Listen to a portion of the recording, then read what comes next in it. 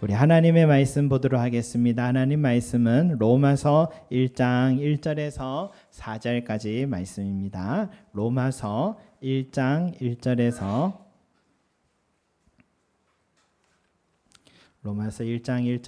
4절까지 말씀입니다.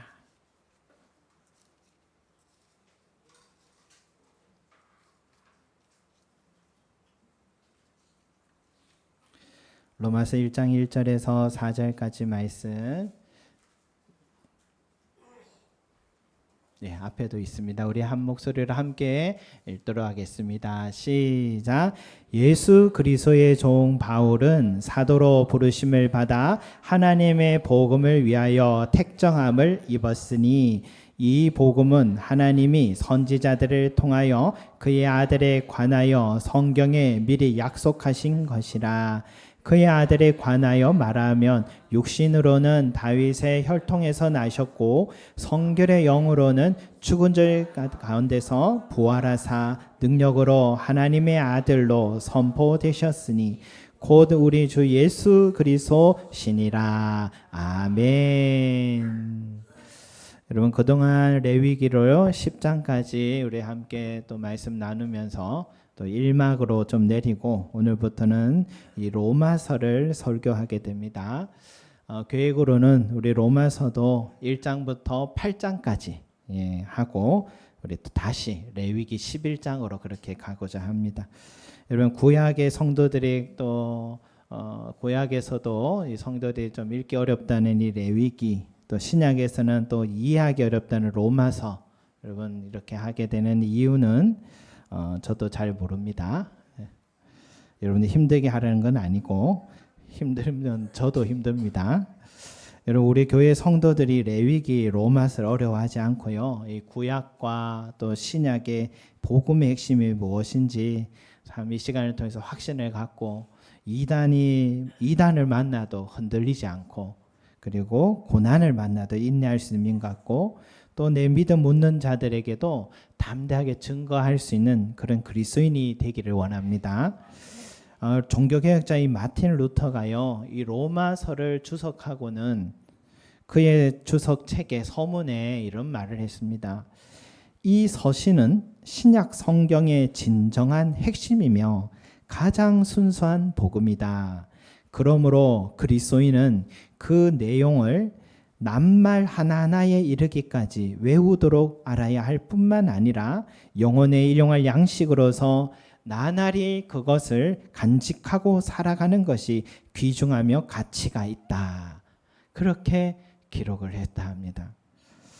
여러분, 이 바울의 서신서들은 대부분요, 직접 바울이 그 지역을 찾아가서 복음을 전하고 한 사람 한 사람 전도해서 교회를 세우고 그렇게 세웠던 교회들의 편지를 썼었습니다. 그게 서신서들인데 고린도 전후서, 갈라디아서, 빌립보서, 에베소서, 골로새서, 이런 모든 서신서들이 대부분 직접 바울이 전도 여행 때 세운 교회들을 향해 편지를 쓴 서신서인데, 그 교회들은 그래도 성도들은 바울을 알고 바울은 그 교회 형편과 지역과 성도들의 모든 각각 집안의 형편까지 다 알아요.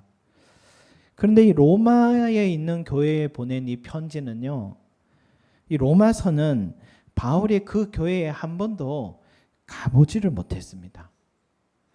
그 교회 성도들도요, 바울을 만나보지를 못했습니다. 그냥 소문만 서로 듣고 있었던 그곳에 보낸 편지가 이 로마서라는 편지예요. 그러면 바울도 안 갔고 했는데 로마의 교회는 도대체 어떻게 세워졌느냐? 어떻게 로마 사람들이 예수님을 믿고 그곳에 교회가 서게 됐느냐? 베드로가 먼저 갔었다라고 하는 말도 있지만 그것은 가톨릭 교회에서 하는 말이고, 정설은 예루살렘 교회가 핍박받았을 때 성도들이 뿔뿔이 흩어졌잖아요. 그때 각 지역마다 복음 전할 때 이 로마 지역까지도 평신도들이 복음을 전하고 세운 교회가 이 로마 교회라는 것입니다. 이게 어떻게 가능할까요, 여러분? 어떻게 평신들이 세운 교회가 이렇게 아름답게 설 수 있을까요? 그런 교회가 또 하나 있습니다. 바로 안디옥 교회입니다. 안디옥 교회도요. 그 교회는 얼마나 큰 교회로 성장했는지 바나바와 바울을 선교사로 파송할 만큼 그렇게 성교회가 안디옥 교회인데, 그러니까 여러분 평신도의 전도가, 평신도의 선교가 얼마나 영향력을 가졌는지 로마 교회나 안디옥 교회들을 통해서 그 역사를 볼 수가 있습니다. 이런 바울은 로마에 있는 교회를 향해 이제 이렇게 편지를 쓴 것은 두 가지 이유를 그는 밝힙니다. 첫째는 자신이 꼭 방문하고 싶다는 마음을 전하고 싶어서, 꼭 방문하고 싶다. 우리 10절 말씀 한번 볼까요? 10절 말씀 같이 한번 읽어보겠습니다. 시작. 어떻게 하든지 이제 하나님의 뜻 안에서 너희에게로 나아갈 좋은 길 얻기를 구하노라. 너희에게 내가 나갈 길을 언제든 기도하고 원한다라고 그 마음을 전하고 있습니다. 왜냐? 우리 8절의 후반절에 보니까 너희 믿음이 온 세상에 전파됨이로다. 여러분, 평신도들이 세운 로마 교회 성도들의 믿음이요, 온 세상이 널리 알려지고 있다는 겁니다. 바울은 성령님께서 평신도들을 통해 세운 이 귀한 교회 현장을 직접 보고 싶었던 것입니다. 하나님의 뜻이 왜 로마 땅까지 펼쳐지고 있는 그걸 알고 싶었던 거예요. 또 바울이 로마에 있는 교회에 편지를 쓴 두 번째 이유는 그들에게 예수님을 더 정확하게 알려주고 싶어서, 정확하게 알려주고 싶어서. 여러분, 성경에 아볼로라는 사람이 나옵니다. 그는 알렉산드리아 출신 사람이요, 아주 성경 지식에 해박한 사람이어서 설교도 바울보다 더 잘할 만큼 뛰어난 그런 성경 박사입니다. 그런데 그가 예수님을 알아요. 그리고 예수님에 대해서 자세하게 전합니다. 그런데 성경이 말해요. 요한의 세례만 알 따름이라 라고 했어요. 그래서 브리스길라 아굴라가 그의 설교를 듣고 데려가서 하나님의 도를 좀 더 정확하게 아볼로에게 풀어주고 가르쳐줬다라는 말씀이 있어요. 마찬가지라고 생각해요. 바울이 로마 교회 성도들에게 복음 진리를 더 정확하게 가르쳐주는 것, 그들이 예수님을 몰라서가 아닙니다. 15절에 같이 한번 읽어보겠습니다. 시작. 그러므로 나는 할 수 있는 대로 로마에 있는 너희에게도 복음 전하기를 원하노라. 아멘. 여러분, 이들이 복음, 예수님 몰라서가 아니라 그들이 알고 있는 예수님에서 좀 더 분명한 예수님을 아는, 복음을 아는 게 필요했다. 그래서 이 분명하게 알려주기 위해서 그들에게 편지를 쓴다. 예수님에 대해, 복음에 대해 잘 모르면 우리의 믿음이 열매를 맺지 못한다는 것. 그래서 갈라디아 교회처럼 거짓 선지자들이 와서 틈타지 못하도록 바울은 더 알려주고 싶은 예방주사를 놓고 싶었던 마음이다 할 수 있겠습니다. 여러분, 로마서는 로마에 있는 성도들에게도 참 중요하지만 사실은 저와 여러분, 우리 모든 그리스도인들에게 복음의 가장 논리적이고 순수한 이 복음서이기도 합니다, 여러분. 그래서 로마서라고 하는 거예요. 오늘날 내가 믿음을 지켜간다고 몸부림치지만 믿음의 주이신 예수 그리스도를 정확하게 알지 못하면 흔들릴 수밖에 없는 우리의 신앙임을 우리 인정할 수밖에 없습니다. 저도 어린 시절부터 주일 예배를 빠질 일이 있었겠습니까? 교역자 가정에서 자랐으니까 얼마나 많은 설교를 들었고 배웠겠습니까? 그러나 정작 내가 믿는 게 무엇인지 깨닫는 때는 대학원에 가서, 신학대학원에 가서 한 교수님이 숙제로 본인이 쓴 그 로마서 주석을 다 읽고 요약해오라 해서 그거 읽다가 그때서야 내가 믿는 신앙이 뭔지 깨달았어요. 내가 참 부분적으로 알고 있었고 내가 믿는다는 게 바로 이것이구나, 그렇게 깨닫게 됐습니다. 그런 의미에서 우리 성도님들도 이 로마서 이 설교 시간을 가진 동안에 바울이 로마 교회 성도들의 간절하게 바랬던 이 복음의 핵심을 깨닫는 시간 되시고 믿음이 성장하는 기회가 되시기를 소망합니다. 여러분, 바울은 먼저 편지 서두에 자신을 이렇게 소개해요. 예수 그리스도의 종. 예수 그리스도의 종이라고 자기를 먼저 소개합니다. 여러분, 우리도 목회자들이 주의 종, 주의 종이라고 부르지 않습니까? 바울이 자신을 예수 그리스도의 종이다라고 소개한 데는 특별한 이유가 있습니다. 이것은 노예가 참 많은 이 로마 도시에 살아가는 로마 교회 사람들에게 종이란 단어는 와닿는 단어입니다. 그들은 종들의 생활을 잘 이해하고 있고요. 종은 어떻게 사냐? 자기의 뜻이 아니라 주인의 뜻에 따라 살아가는 존재라는 것을 잘 알아서 나는 예수 그리스도의 종이다 라고 자기를 소개하는 거예요. 바울 자신은 예수님의 뜻에 따라서 살아가기로 결심한 저의 인생입니다. 이 첫 서두에 자기를 그래 소개하는 거예요. 여러분, 우리는 누구나 나 자신을요, 예수 그리스도의 종입니다 이렇게 소개할 수 있겠습니까? 저는 예수 그리스도의 종입니다. 쉬운 일이 아니라 생각해요. 그 말하는 순간 나는 매여버릴 것 같아서 예수 그리스도의 종입니다. 이 표현하기가 참 어려워요. 나도 목사요, 집사요, 권사요, 장로라고 해도 내 인생에 종의 마음보다는 주인의 마음이 되고 싶을 때가 더 많은 것 같아요. 내가 앞서고 싶고 자랑하고 싶고 또 남들 위에 군림하고 싶고 내 뜻대로 하고 싶은 이 주인의 마음이 늘 내 안에 더 큰 것 같아요. 우리는 언제쯤 이 종의 마음을 가질 수 있을까? 바울이 기꺼이 자신을 그리스도의 종이라고 소개한 것처럼 우리도 누구를 만나든지요, 저는 그리스도의 종입니다 라고 소개할 수 있는 그런 우리 성림 제자교회 성도들이 되시기를 소망합니다. 나는 그리스도의 종입니다. 또 바울은 자기 자신을 소개할 때 그 다음 뭐라 합니까? 사도로 부르심을 받은 자, 사도로 부르심을 받은 자라고 합니다. 여러분, 이 말도 쉬운 말이 아니에요. 사도는요, 베드로와 같이 예수님을 따라다닌 목격한 12 제자들에게 주어진 그 특별한 직분입니다. 바울은 예수님의 제자가 아니에요. 오히려 예수님을 따르는 제자들을 잡아서 옥에 가두고 핍박하는 데 앞장섰던 사람입니다. 잘 아시겠지만 스데반 집사의 사형 집행을 집행한 사람이 바울입니다. 그런 전과가 있는 사람이 감히 자기 자신을 사도로 부르심 받았다.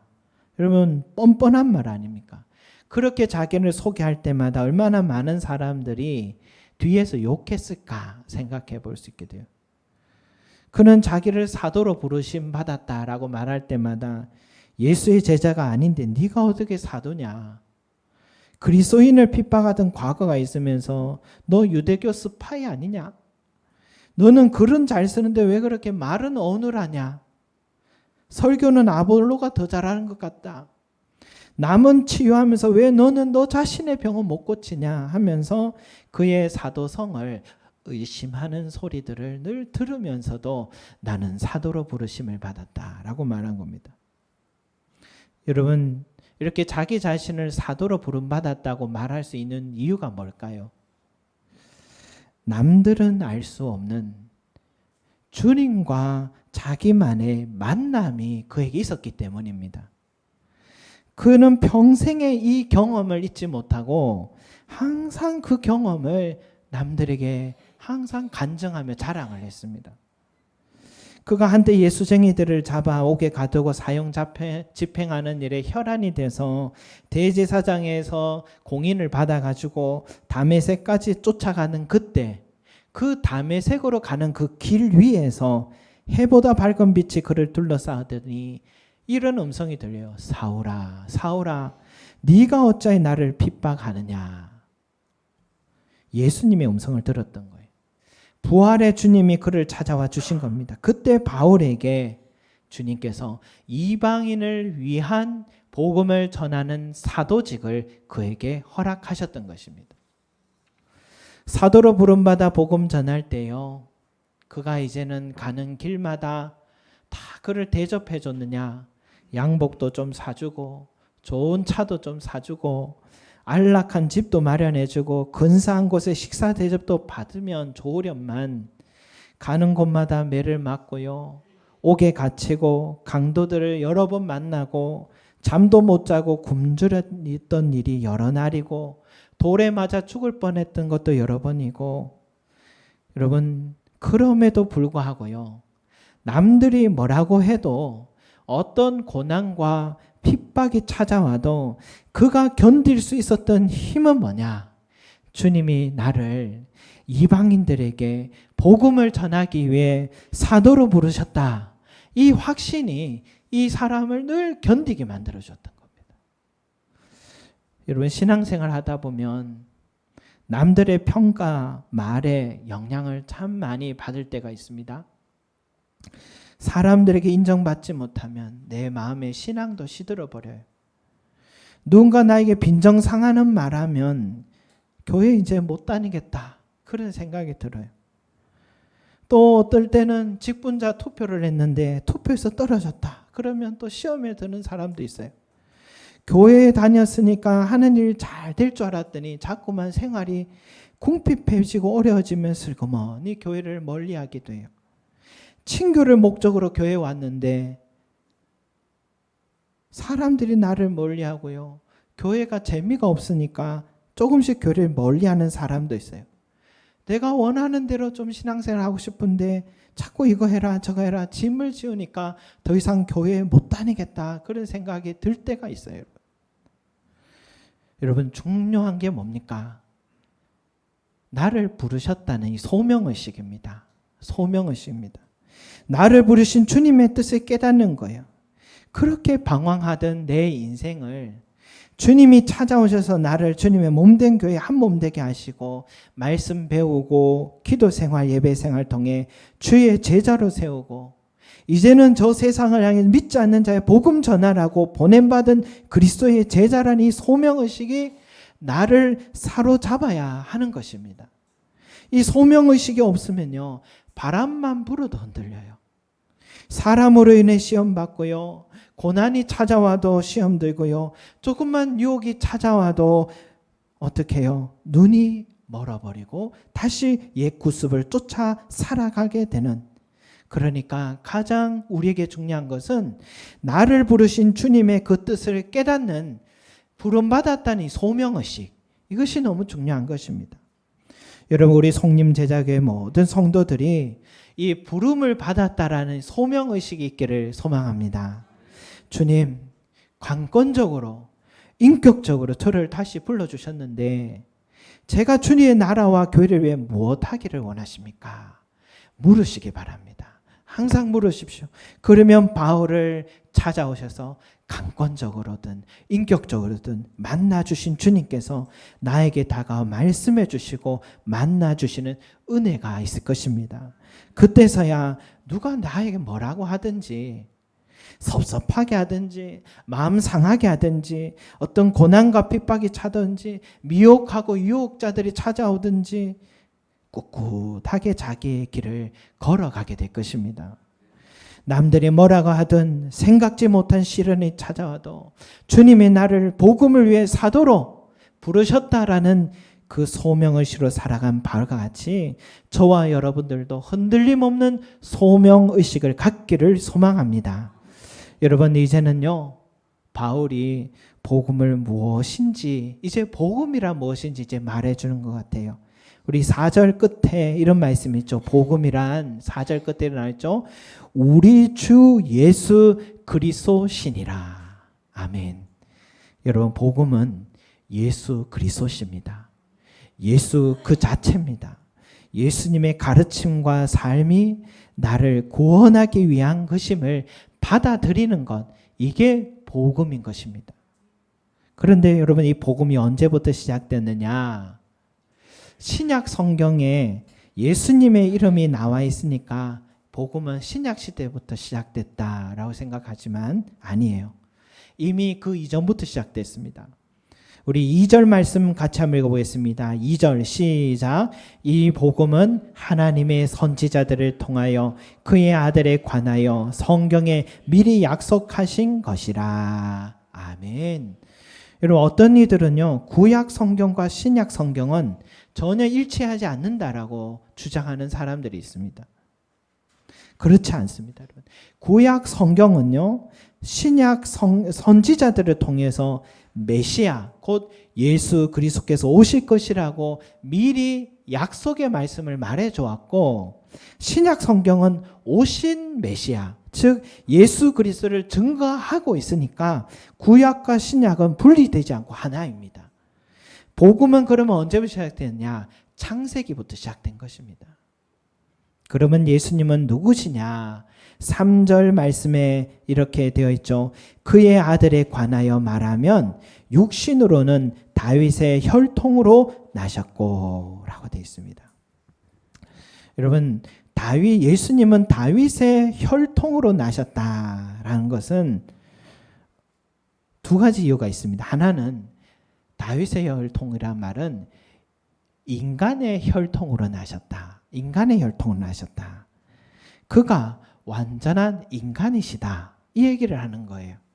또 하나는 로마 교회 안에는요, 유대인과 이방인들이 함께 신앙생활을 했습니다. 특히 유대 그리스도인들에게는요, 메시아가 다윗의 혈통으로 나실 것이라고 그들은 늘 구약 성경에서 배워왔기 때문에 이 다윗의 혈통으로 나셨다라는 이 단어 언급은 너무너무 그들에게 의미 있습니다. 그래서 더불어서 바울은 예수님을 또 이렇게 소개하고 있습니다. 4절 말씀 같이 읽겠습니다. 시작. 성결의 영으로는 죽은 자들 가운데서 부활하사 능력으로 하나님의 아들로 선포되셨으니 곧 우리 주 예수 그리스도시니라. 아멘. 여기서 바울은 예수님이요, 이제는 하나님의 아들이심도 강조하고 있습니다. 즉 완전한 신이다, 이 말씀이에요. 신은요, 초월적인 능력을 가진 자입니다. 그 초월적인 능력의 절정이 바로 뭐냐?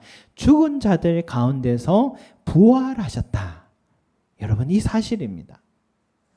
지금 바울이 로마 교회 성도들에게요, 복음의 핵심인 예수 그리스도가 누구신가를 지금 정확하게 말해주고 있는데, 예수 그리스도는 첫째, 다윗의 혈통으로 태어나신 완전한 인간이시다.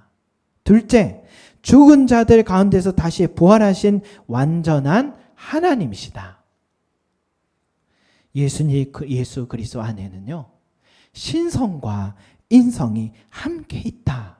이걸 얘기해 주는 것입니다.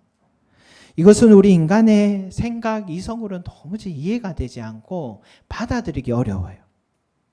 어떻게 한 인간 속에 신성과 인성이 함께 공존할 수 있느냐? 그래서 이걸 받아들일 수가 없어서 이걸 놓고 오랜 시간 동안 논쟁한 역사가 있습니다. 하지만 그런 논쟁이 있기 전부터 사도 바울은 오늘 로마서를 통해서 분명히 말하고 있어요.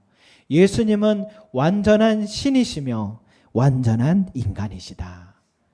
여러분, 이것이 예수님을 정확히 아는 것입니다. 여러분, 예수님 안에 신성과 인성이 왜 필요한 것일까요? 만약 어느 한 부분이라도 결핍되게 되면 구원자로서의 자격을 상실하게 되기 때문입니다. 죽은 자들 가운데 다시 살아나신 신성이 있어야지 우리를 죄와 사망에서 건져 구원할 수 있는 구원자의 능력이 있기 때문입니다. 또한 죄인을 구원할 수가 없습니다. 자기 앞가림도 못하는 죄인이 어떻게 남을 구원할 수 있겠습니까? 죄에 대하여 깨끗한 신성을 가진 자여야지만 죄인인 인간을 구원할 자격을 갖추게 됩니다. 그래서 예수님은 완전한 신이 되셔야 되는 거예요. 또 하나는 인간의 죄를 씻기 위해서는요, 반드시 피를 흘려야 한다라는 레위기 말씀 우리는 배웠잖아요.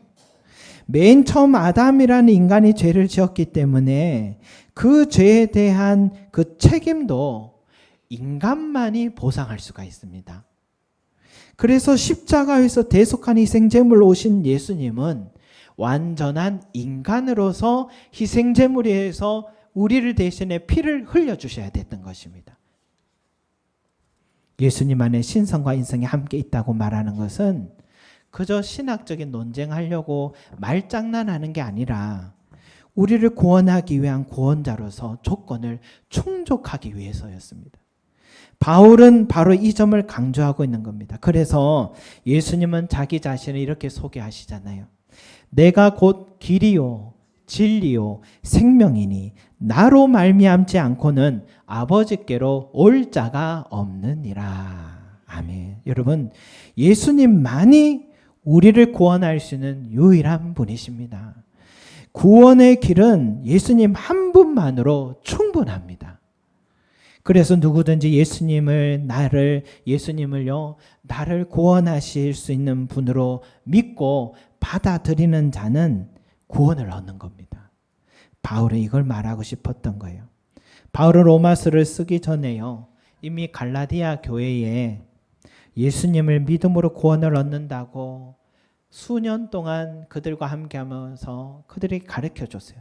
예수님만이 나를 구원할 수 있는 유일한 길입니다. 그렇게 가르쳐 줬는데 그들이 바울이 없는 틈에 이 거짓 선지자들이 찾아와서 예수 믿는 거 외에도 구약의 율법도 좀 지켜야 되고 할례도 받아야지 구원을 얻을 수 있는다라고 가르쳐 주는 바람에 이 갈라디아 교회 성도들이 왜곡된 믿음에 빠진 거예요. 이런 경험을, 뼈저린 경험을, 또 아파했던 경험 있는 바울의 경험이 있어서 그 후에 로마서를 썼으니까 가장 먼저 예수님에 대해 먼저 알려주고 예수님이 신성과 인성을 가진 그 예수님만으로 우리의 구원을 이루기에 충분하다라는 것을 오늘 로마서 서두에 강조하고 있는 거예요. 성도 여러분, 우리 인간의 이성으로 예수님을 이해하려고 하지 마시기 바랍니다. 그러면 어떻게 신성과 인성이 동시에 공존할 수 있느냐 하면서 예수는 인간일 뿐입니다 라고 주장하게 되면 우리가 힘들고 어려울 때 기도할 곳을 잃어버리게 됩니다. 반대로 예수는 완전한 신일 뿐이다 라고 주장하게 되면 우리가 외롭고 슬플 때 내 마음을 이해해 주시고 동정해 줄 수 있고 기댈 수 있는 곳을 우리는 잃어버리게 됩니다. 그래서 히브리서 기자는 이렇게 말하죠. 우리에게 있는 대제사장은 우리의 연약함을 동정하지 못하실 리가 아니요 모든 일에 우리와 똑같이 시험을 받으시니로되 죄는 없으시니라. 그러므로 우리는 긍휼하심을 받고 때를 따라 돕는 은혜를 얻기 위하여 은혜의 보좌 앞에 담대히 나아갈 것이니라 말씀했어요. 여러분, 우리가 이 세상 살아가는 동안에요, 예수님의 인성과 신성은 너무 중요합니다. 내가 힘이 들 때 내 마음 알아주시고 동정해 주시는 예수님의 인성이 있기 때문입니다. 왜냐? 예수님은 인간으로 오셔서 우리가 겪고 있는 지금의 이 간고, 우리 정신적인 고통, 질고, 육체적인 질병, 이걸 다 먼저 경험해 보셨던 분입니다. 동시에 고난과 환난이 찾아왔을 때 우리가 두려워하지 않아도 되는 것은 예수님은 성자 하나님이시기 때문이에요. 우리가 예수님께 때를 따라 돕는 은혜를 구할 수 있기 때문에 이게 예수님의 신성의 은혜입니다. 우리가 이 세상 떠날 때도 예수님의 인성과 신성은 너무 중요합니다. 예수님께서 한 인간으로 죽으셨기 때문에 나의 모든 죄가 씻겨주셨고 죽음에서 부활하신 그 신성의 능력을 인해서 우리는 부활의 몸으로 영원한 천국을 소유하게 되었습니다. 여러분, 다른 길은 없습니다. 우리의 구원은 오직 예수 한 분뿐임을 믿으시기 바랍니다. 그 예수님만 바라보면서 영원히 감사와 찬송으로 영광 올려드리시는 저와 여러분들이 되시기를 바랍니다. 설교를 이제 마무리합니다. 오늘의 말씀에서 3가지 잊지 마시기 바랍니다. 첫째, 우리도 바울처럼 기꺼이 나 자신을 그리스도의 종이라고 소개할 수 있는 자가 되길 소망합니다. 둘째, 나도 복음을 위하여 부름받았다는 소명의식을 가지시기 바랍니다. 그래서 신앙생활 하는 동안에 누가 뭐라고 해도요, 고난이 찾아오고 유혹이 찾아와도 소명의식 가진 사람은 흔들리지가 않습니다. 마지막으로 예수님 한 분만으로 우리를 구원하시기에 충분함을 믿으시기 바랍니다. 여기에 어떤 것도 다른 것도 첨가하면 안 됩니다. 예수님 안에는 신성과 인성이 충만하게 함께 하시기 때문에 우리 모든 죄를 대신에 씻어주셨고 죽을 수밖에 없는 우리를 구원하시고 하나님의 자녀 되게 하셨고 영원한 천국에 갈 수 있는 은혜를 베풀어 주셨으니까 예수, 가장 그 귀한 이름, 그 이름 하나로 우리 영원히 찬양하는 저와 여러분의 삶이 되시기를 소망합니다. 기도드리겠습니다. 사랑과 은혜가 풍성하신 우리 아버지 하나님, 오늘 이 바울이 로마서를 왜 처음 쓰게 됐는지 다시 한번 보게 됩니다. 주님, 우리의 신앙에 참 내가 예수님 말고도 내가 먼저, 내가 앞서고 내 인생에 내가 주인이 되고자 하는 그런 마음 가질 때가 참 많은데, 바울은 자기 자신을 예수 그리스도의 종이라고 소개하면서 나는 내 뜻대로가 아니라 주님 뜻대로 살고 주님처럼 낮은 자리에 서기를 원한다 라고 고백한 것처럼 주여, 우리의 신앙이 그렇게 참 종의 삶이 되기를 소망합니다. 낮아지게 하여 주시옵소서.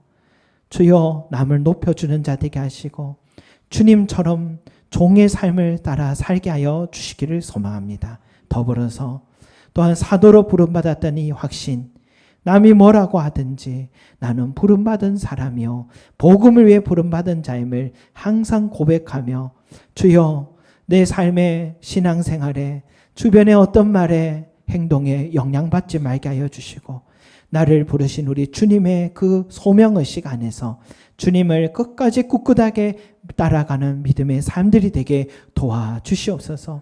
또한 주의 복음을 분명히 알기를 소망합니다. 어떤 일은 예수님을 참 하나님이시라고만 고백하고 어떤 이는 그를 도덕적인 선생이라고 완전한 인간이라고만 고백하는 자들이 있는데 주여, 우리는 그런 자가 되지 말게 하시고 완전한 하나님이요 완전한 인간으로 오셨다는 것을, 우리를 죽을 수밖에 없는 자리에서 구원하시는 완전한 신이시며 우리를 대신하여 인간으로서 피 흘려 주셨던 완전한 인간이셔서 우린 예수 그리스도를 바라보기만 하여도 믿기만 하여도 구원을 얻을 수 있는 그 은혜의 예수님이심을 알고 그 예수의 이름을 바라보며 주여 믿으며 구원 얻는 복된 자들이 될 수 있도록 하나님 살아가게 도와주시옵소서. 로마서에 보낸 이 바울의 마음이 오늘 우리를 향하여 보내주신 주님의 마음을 알고 하여 주셔서 이 믿음과 신앙으로 승리하는 우리들이 될 수 있기를 소망합니다. 감사드리며 예수 그리스도 이름으로 기도드립니다. 아멘.